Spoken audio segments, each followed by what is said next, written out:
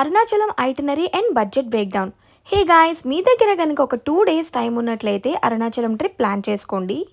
Under budget 3000 రూపీస్లోనే మనం ఈ ట్రిప్ని అయితే కంప్లీట్ చేసుకోవచ్చు. వైజాగ్ ఆర్ విజయవాడ నుంచి ట్రైన్స్ అయితే అవైలబుల్గా ఉన్నాయి. తిరువన్నమలైకి టికెట్ కాస్ట్ వచ్చేసి 575 రూపీస్. ఇన్ కేస్ ఆ ట్రైన్కి టికెట్స్ దొరకకపోతే మీరు విల్లుపురం కానీ కాట్పాడ్ జంక్షన్లో కానీ దిగి అక్కడి నుంచి బస్సులో ట్రావెల్ చేయొచ్చు.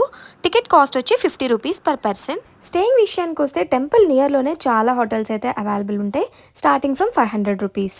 ఓన్లీ ఫ్రెష్ అవ్వడానికి లాకర్స్కి అయితే స్వామిగల్ మడపం అని ఉంటుంది. 100 రూపీస్ 24 అవర్స్కి అయితే తీసుకుంటారు. ఫ్రెష్ అయిపోయాక దగ్గరలో ఉన్న ఉడిపి హోటల్లో మంచి ట్రెడిషనల్ తమిళనాడు ఫుడ్ అయితే పెడతారు. చక్కగా తినేసి దర్శనంకి అయితే స్టార్ట్ అవ్వండి.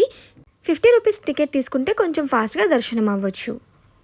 టెంపుల్ టైమింగ్స్ విషయానికి వస్తే మార్నింగ్ 5 to 12:30 వరకు ఉంటుంది అండ్ ఈవినింగ్ 3:30 నుంచి 9:30 వరకు ఓపెన్లో ఉంటుంది. దర్శనం కంప్లీట్ చేసుకున్నాక గిరి ప్రదక్షిణ అయితే స్టార్ట్ చేయండి. నైట్ టైం అయితే కూల్గా ఉంటుంది. ప్లే స్టోర్లో గిరివలం మ్యాప్ని ఇన్స్టాల్ చేసుకోండి. ఇది మనకి క్లియర్గా ఇన్స్ట్రక్షన్స్ ఇస్తుంది, గిరి ప్రదక్షిణ ఎలా కంప్లీట్ చేయాలి అని.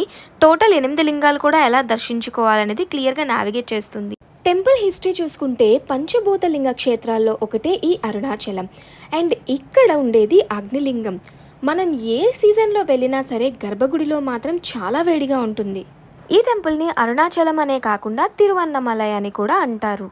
దీనికి ఇంగ్లీష్లో ఇంకొక పేరు కూడా ఉంది, మీకు తెలిసినట్లయితే కమెంట్స్లో చెప్పేయండి. బడ్జెట్ బ్రేక్డౌన్ అంతా క్లియర్గా డిస్క్రిప్షన్లో అయితే మెన్షన్ చేశాను, చెక్ చేయండి. నేను ఇచ్చిన ఇన్ఫర్మేషన్ మీకు నచ్చినట్లయితే సబ్స్క్రైబ్ చేసుకోవడం మర్చిపోకండి.